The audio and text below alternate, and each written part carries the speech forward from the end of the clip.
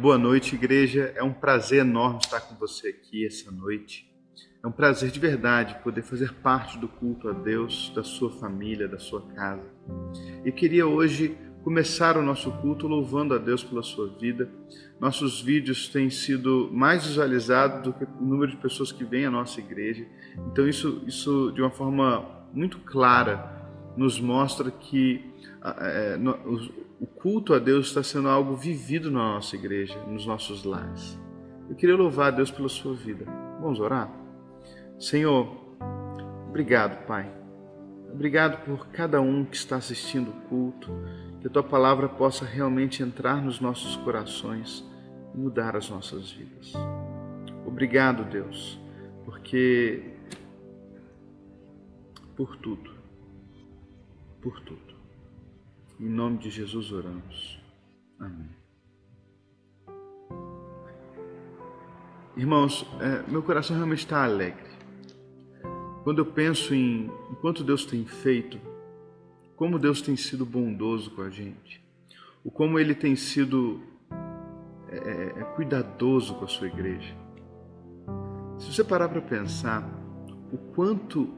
quantas oportunidades Deus está te dando, quantas oportunidades Deus está dando para a igreja, para ela aperfeiçoar áreas da vida dela, que talvez se não houvesse o Covid-19, nós nunca pararíamos para observar e analisar. É nesse momento de pandemia que nós vamos parar para realmente refletir sobre pontos que talvez nunca pararíamos para refletir. Não desperdice, eu postei no meu YouTube, não desperdice a sua quarentena, não desperdice achando que isso está acontecendo por um acaso, que isso está acontecendo porque alguém fez alguma coisa. Não, os homens fazem muitas coisas, mas tudo que acontece, Deus tem um propósito em tudo isso. Então não desperdice esse momento, meu irmão. Use, minha irmã, use desse momento para refletir sobre o que Deus está querendo te ensinar, o que Deus está fazendo com a sua vida, o que Deus está mexendo na sua vida. Vamos louvar ao nosso Deus, vamos refletir sobre isso, vamos adorar o nome do nosso Senhor Jesus, porque Ele é digno de todo louvor, de toda adoração. Que Deus abençoe sua vida.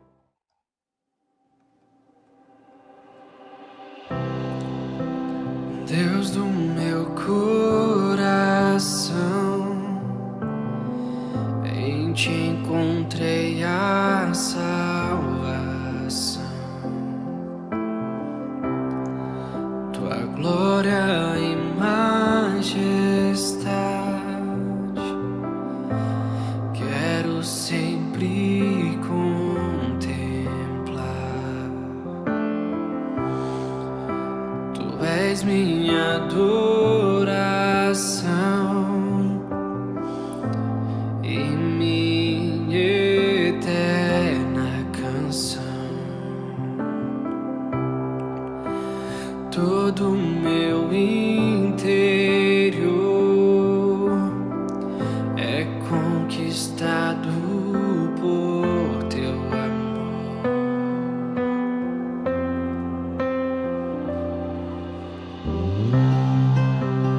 És o Deus eterno, só o Senhor é santo, Deus incomparável és Tu. Nunca me separarei do Teu grande amor. És o meu Senhor, meu Salvador.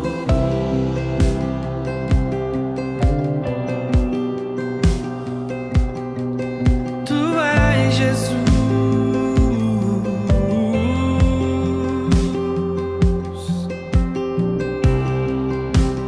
Deus do meu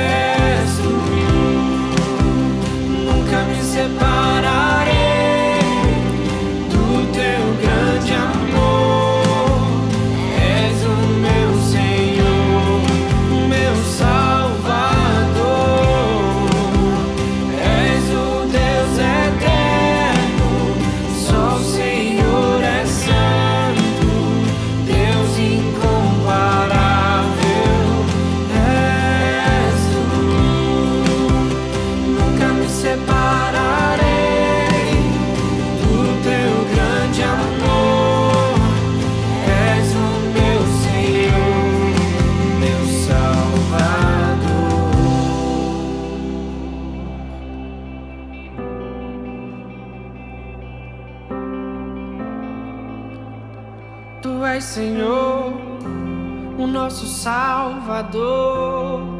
Não há ninguém que se compare a ti. Tu és incomparável, Deus. Tu és incomparável, Deus.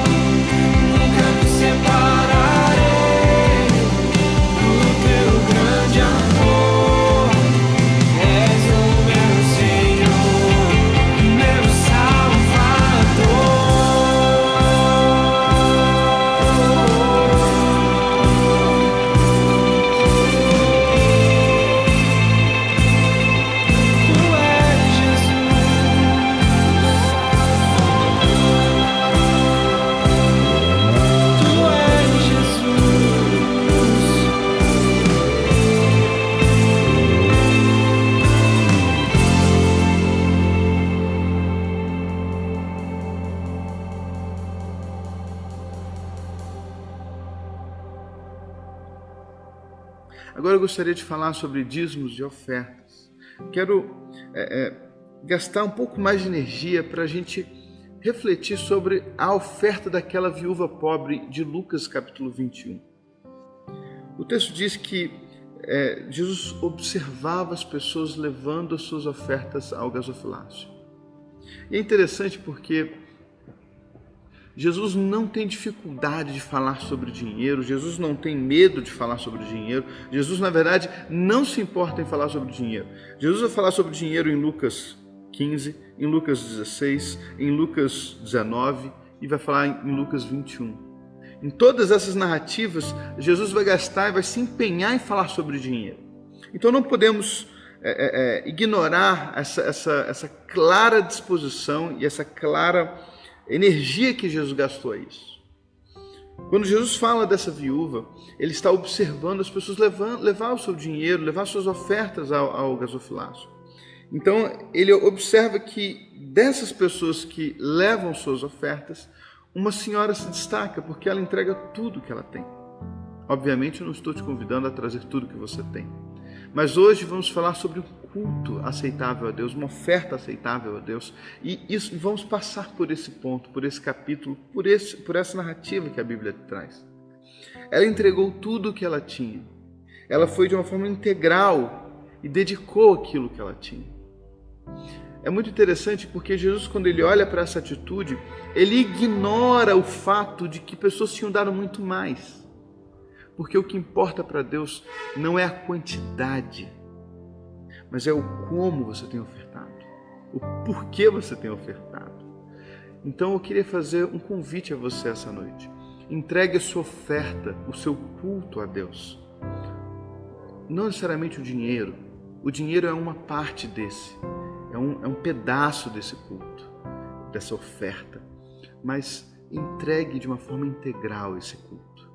Seja parte do culto que você está entregando a Deus. Que Deus abençoe a sua vida. Se você quiser fazer seus dízimos e ofertas, tem um QR Code bem aqui. É só você aproximar a sua câmera, né? Você coloca na câmera do seu celular e aproxima a câmera do QR Code. Ele vai te mandar direto para a opção de ofertas, né, doações. E você pode fazer por ali, ou por boleto bancário, ou por cartão de crédito. E você pode fazer sua oferta do jeito que você bem entender. Vamos agora falar da palavra de Deus. Vamos refletir sobre a palavra de Deus. Hoje de manhã nós falamos no Crescer, eu falei no Crescer, nós fizemos uma análise do que é culto a Deus. Começamos lá de Gênesis e viemos puxando, entendendo como que o culto foi sofrendo mudanças e foi sofrendo, né, transformações, e como o culto a Deus vai se formando o que é hoje. Você já parou para pensar o que é um culto? O que é isso? Esse negócio de vir para a igreja e cultuar a Deus. Então, sempre quando a Bíblia fala de culto, ela traz alguns, por mais que ela sofra algumas mudanças, né? Por exemplo, os sacrifícios que não são mais feitos, o templo, né? O templo onde Deus habitava, né? A arca, né? Onde ficava o trono de Deus, né? Entre os querubins, não existe mais, nós não temos mais isso hoje, né? Como Jesus fala em João 4, nós vamos adorar em espírito e em verdade, não vai ser nem no monte, nem em Jerusalém, nós temos liberdade para fazer o nosso culto a Deus em qualquer lugar. Então, apesar de ter algumas mudanças na estrutura, né, do culto, algumas coisas são repetidas. Algumas coisas vão acontecendo de forma muito clara. Quais são? Adoração. Transmitir a Deus aquilo que estamos sentindo, vivendo, desejando, cultuando, né? Transferindo a Deus. Oração e de alguma forma aprendizado, explanação da palavra ou explicação da lei ou da palavra de Deus. Essas três narrativas me ensinam esses três pontos me ensinam algo muito importante. Culto a Deus está extremamente ligado a servir a Deus ou ofertar a Deus e conhecer a Deus. Qualquer culto ao nosso Deus, ao Deus bíblico, ele precisa estar extremamente ligado a isso. Eu estou ofertando, entregando a Deus, ou eu estou conhecendo a esse Deus. Por isso eu quero convidar você a ler a Bíblia em João, capítulo 12, versículo 1 até o versículo 8. Hoje nós vamos falar sobre um culto aceitável a Deus. Como que eu posso oferecer um culto em que Deus aceite? Porque, veja bem, não são todos os cultos que Deus aceita. Se você for observar com muita atenção, por exemplo, o livro de Levítico, Deus vem trazendo uma série de leis sobre o culto, sobre as suas ofertas. Se você for observar o livro de Salmos, você vai perceber que, por exemplo, o rei Davi vai dizer: olha, o Senhor não quer holocaustos, o Senhor não quer sacrifício, senão eu os traria. O Senhor quer um coração quebrantado. Você quer um espírito prostrado ao Senhor. Então perceba, não é qualquer culto que Deus aceita. Não é qualquer oferta que ele recebe. Podemos citar, por exemplo, Gênesis 4, você tem um irmão que entrega uma oferta, Abel veio com sua oferta, Caim veio com sua oferta. Abel foi aceito, Caim foi rejeitado. De uma forma muito clara, Deus recebe a oferta e o culto de alguns e rejeita a oferta e o culto de outros. Por exemplo, os fariseus. Quando Jesus olhava para o fariseu orando, se vangloriando do que não era, Jesus rejeitava tais orações, rejeitava tais cultos. Por isso é tão importante a gente entender o que é um culto aceitável, o que é realmente eu chegar aqui e prestar um culto ao meu Deus. Para isso vamos ler a palavra. João capítulo 12, versículo de 1 até o versículo 8. É uma narrativa linda. Eu confesso que é uma das minhas favoritas. Sempre que quando eu leio esse texto, isso mexe comigo. Diz assim a palavra de Deus. 6 dias antes da Páscoa, foi Jesus para Betânia, onde estava Lázaro, a quem ele ressuscitara dentre os mortos. Deram-lhe, pois, ali uma ceia. Marta servia, sendo Lázaro um dos que estava com ele à mesa. Então, Maria, tomando uma libra de bálsamo de nardo puro, muito precioso, ungiu os pés de Jesus e os enxugou com os seus cabelos, e encheu-se toda a casa com o perfume do bálsamo. Mas Judas Iscariotes, um dos seus discípulos, o que estava para traí-lo, disse: por que não se vendeu este perfume por 300 denários e não se deu aos pobres? Isso, disse ele, não porque tivesse cuidado dos pobres, olha que interessante, mas porque era ladrão e tendo a bolsa, tirava o que nela era lançado. Jesus, entretanto, disse: deixe-a, que ela guarde isso para o dia em que me embalsamarem, porque os pobres sempre o tendes convosco, mas a mim nem sempre tereis. Vamos orar? Senhor, muito obrigado pela tua palavra. Que a tua palavra, e exclusivamente a tua palavra, entre nos nossos corações e molde as nossas vidas. Em nome de Jesus oramos. Amém. A primeira coisa que eu penso quando eu observo um culto que Deus aceita, uma oferta que Deus aceita como essa, é essa característica aqui. Eu queria que você entendesse melhor esse contexto. Marcos e Mateus, eles vão trazer essa mesma história, mas eles vão enriquecê-la com alguns detalhes. Por exemplo, Mateus, no capítulo 26, ele vai dizer, versículo 7, se eu não me engano, 6 ou 7, vai dizer que Maria não só trouxe um perfume caríssimo, como João aqui citou, mas ele diz que ela traz um vaso de alabastro, e ela quebra o vaso de alabastro, e derrama o perfume, o nardo puro sobre Jesus. Olha que interessante. Ela pega um perfume caríssimo, pega um vaso caríssimo. Pra você ter ideia, o vaso de alabastro ele era algo tão valioso que as pessoas investiam, eles compravam para investimento naquela época. Ela, em vez de abrir aquele vaso, ela quebra aquele vaso e derrama o perfume no Cristo, em Jesus. A primeira coisa que me chama muita atenção nesse texto, nesse contexto, é que Maria faz uma oferta integral. Ela entrega tudo que ela tem, ela entrega toda a sua honra quando ela enxuga com seus cabelos os pés de Jesus, ela entrega toda a sua oferta, toda a sua gratidão, todo o seu coração. É muito interessante porque isso é um padrão na forma de Deus olhar para o ser humano. Ele sempre convida o ser humano a se entregar de uma forma integral. A ideia básica disso é o primeiro grande mandamento de Deus: amarás o Senhor teu Deus, né? Ouve, ó Israel, amarás o Senhor teu Deus de todo o teu coração. Olha que interessante, quando ele fala para o povo: se vocês me buscarem de todo o teu coração, se vocês se arrependerem de todo o teu coração, a ideia de que nós precisamos entregar uma oferta de uma forma integral é simplesmente inseparável da ideia de um culto agradável a Deus. É inseparável da ideia de se fazer uma oferta ao nosso Deus que Ele aceite. Sabe por quê? Porque a grandeza de Deus, esse Deus que nós temos, ele é tão grande, Ele é tão pleno, Ele é tão superior, que se nós ofertássemos qualquer coisa, irmão, que não fosse tudo o que temos, não seria aceito. Observa o que Isaías 40 vai dizer. Ele vai fazer um questionamento. Isaías ele vai fazer uma narrativa que ele vai falar assim, olha, quem é esse que mede, que coloca os oceanos na palma da sua mão, na concha da sua mão?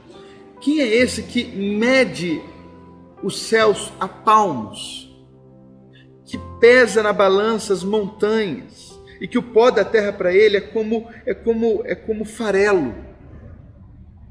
Quem é este que olha para as nações e enxerga as nações com todo o seu poderio, com toda a sua força, como nada, como um pingo que cai do balde, como vácuo? Quem é esse que, olha como Isaías observa a grandeza desse Deus e declara que esse Deus é um Deus incomparável. Olha o que Isaías vai dizer também no capítulo 40, ele vai dizer assim, olha, o que vocês vão me ofertar? Deus está perguntando. O que vocês vão me ofertar? O que vocês vão queimar a mim que me saciaria? Nem toda a madeira, nem toda a árvore do Líbano e nem todos os animais que estão ali seriam suficientes para transmitir a grandeza desse Deus. Meu irmão, minha irmã, um sacrifício, um culto que não seja integral, não é um culto digno ao nosso Deus. Mas veja bem, eu não estou falando de quantidade aqui. Eu não estou falando que Maria fez uma oferta integral porque ela deu um perfume caríssimo. Como eu citei agora há pouco, nos dízimos e ofertas, a viúva pobre deu 2 moedas de bronze, algo quase que insignificativo, quase irrelevante para aquele tempo. Mas ela foi observada por Jesus. É tão interessante observar que quantidade é indiferente para Deus, que quando nós pegamos, por exemplo, Lucas, capítulo 18, um jovem rico chega para Jesus e fala assim, Senhor, o que eu tenho que fazer para ir para o céu? Jesus vira para ele e fala assim, obedece os mandamentos. Ele fala assim, não, isso eu já faço, eu já obedeço os mandamentos. Ele falou, então tudo bem, vende tudo o que você tem e dá para os pobres. Vem e me segue. Aquele jovem rico se entristeceu e saiu da presença de Jesus.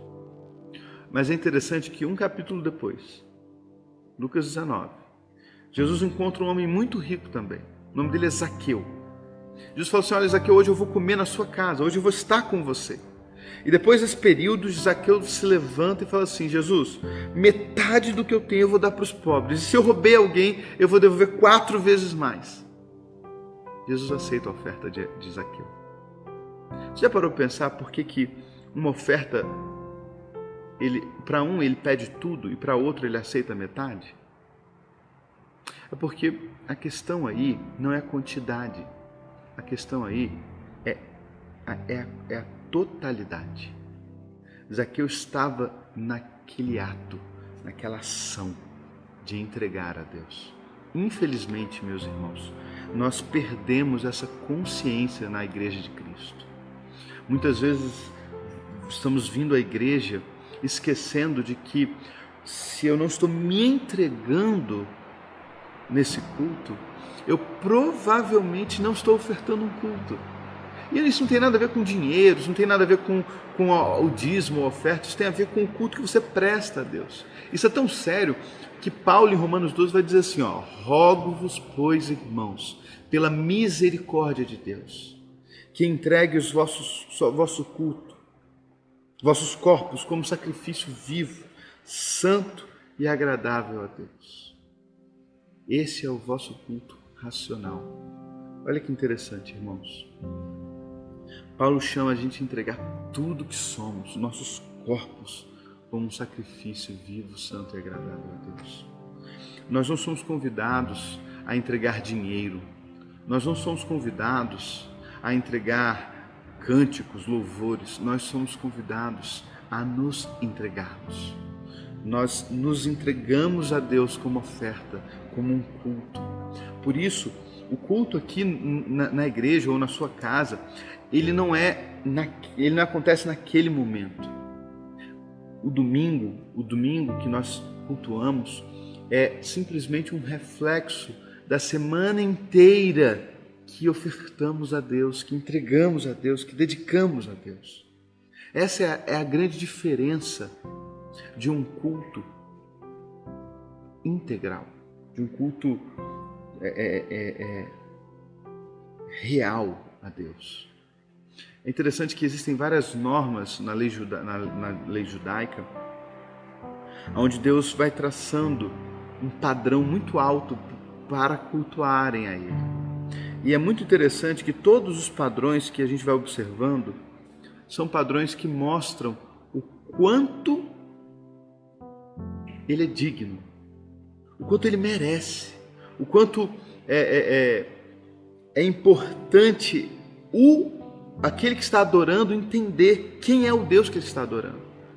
Então você vai ver, por exemplo, quando eles vão na Arca da Aliança, ela é de madeira, mas ela é toda coberta de ouro. Todos os utensílios da arca, de onde Deus está, são de ouro puro. Por quê? Para trazer essa consciência da grandeza desse Deus, do quanto Ele é rico, do quanto Ele é próspero, do quanto Ele é poderoso. Percebe? Deus vai montando, vai construindo no coração do seu povo a consciência de que ele deve adorar esse Deus com totalidade, de uma forma íntegra, total. Agora, como é que Maria, uma mulher, vamos entender que uma mulher naquela época, ela não estudava, ela não tinha capacidade, ela não era instruída, ela não tinha como entender algumas coisas que o homem poderia entender, devido à cultura daquela época. Diferente da cultura de hoje, que as mulheres conhecem e entendem muito mais do que nós, muitas vezes. E o que acontece aqui é que Maria entendeu alguma coisa que ninguém aqui entendeu. Maria prestou um culto que nenhum dos seus discípulos prestaram. E eu pergunto, como pode? Esses homens caminhavam com Jesus, dormiam com Jesus, acordavam com Jesus. Como eles ainda não tinham entendido o que essa mulher entendeu? E aí eu quero chamar a sua atenção para alguns versículos, na verdade todos os versículos que falam sobre Maria. Você sabia que Maria é citada 3 vezes na Bíblia? Essa Maria, irmã de Lázaro, definida dessa forma. Ela é citada em Lucas, capítulo 10, quando Lucas faz a primeira narrativa, e a única do seu texto, que Jesus se encontra, ou que fica na casa de Marta e Maria. A primeira coisa que o texto diz é que Marta, a irmã de Maria, estava muito atarefada, servindo à mesa, fazendo comida, servindo os discípulos de Jesus. E o texto faz questão de dizer que Maria, por sua vez, não estava ajudando Marta. Ela estava sentada aos pés de Jesus, estava deitada aos pés de Jesus. Isso incomoda Marta, porque ela está trabalhando sozinha. Então ela vira para Jesus e fala assim: Jesus, olha minha irmã aí, sentada, fazendo nada. Manda ela levantar para me ajudar. E Jesus dá uma resposta extraordinária para Marta. Ele fala assim: Marta, Marta, você está tão ocupada, está tão preocupada com tantas coisas, mas só uma coisa importa. E é exatamente isso que Maria escolheu. E Maria escolheu a boa parte, e essa parte não lhe será tirada. Meu irmão e minha irmã, Maria percebeu uma coisa que nós vamos entender agora. A segunda vez que Maria é citada na Bíblia é em João capítulo 11. Lázaro, irmão de Marta e Maria, tinha morrido. Elas tinham chamado Jesus, mas Jesus demorou para vir e Lázaro morreu. É interessante que essa Marta, sua irmã, quando encontra Jesus, entra num debate teológico com Jesus. Mas quando Maria chega, o texto diz que Maria, ao avistar o Mestre, se joga aos pés de Jesus. Meu irmão e minha irmã, agora o texto está citando mais uma vez Maria. E aonde Maria está? Maria está aos pés de Jesus. O que talvez nenhum dos 12 discípulos tinham entendido ainda é que, como diz aquele louvor, o melhor lugar do mundo é aos pés do Salvador. Maria entendeu que o culto só será integral se nós realmente nos dedicarmos, realmente nos deliciarmos nesse Cristo, nesse Jesus. Maria não conseguia sair dos pés de Cristo. Tudo que ela sentia era o desejo de estar com o Cristo. E eu pergunto nos nossos dias o que aconteceu com essa beleza de nos relacionarmos com o nosso Deus. Será que os nossos pecados, eles nos afastaram de tal forma que nós não queremos mais nos deleitar no nosso Senhor? Será que nós não conseguimos mais nos aproximar de Deus com esse desejo, como a corça anseia por água, como a terra rachada precisa da água? A nossa alma já não clama mais por esse Deus. Que Deus tenha misericórdia de nós, de gastarmos tanta energia nos preocupando com dinheiro, com trabalho, com arrumar casa, e nos esquecermos que o maior presente que a igreja tem é o seu noivo. Que a coisa mais bela que poderíamos desfrutar nas nossas vidas é um relacionamento profundo com esse Deus.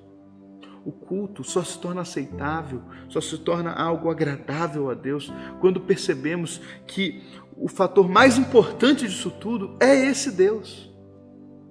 É estar com esse Deus, é adorar esse Deus, é conhecer esse Deus.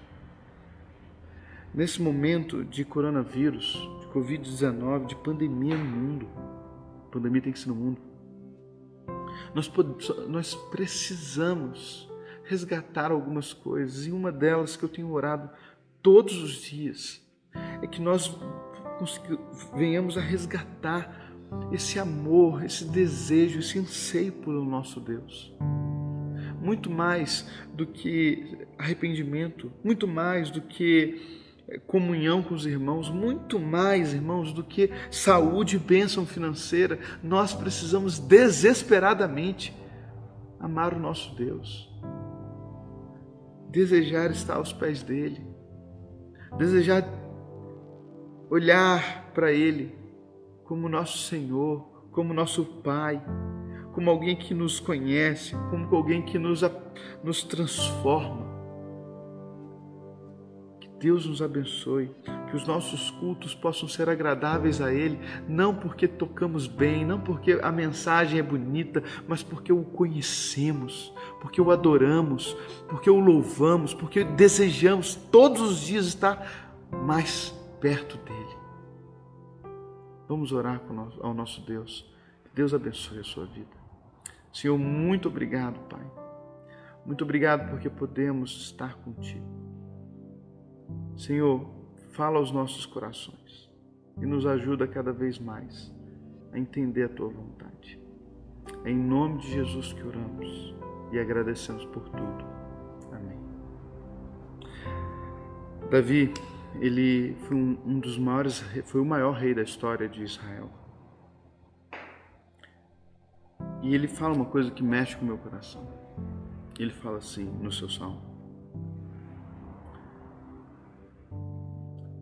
direi ao meu Senhor, outro bem não tenho além de ti.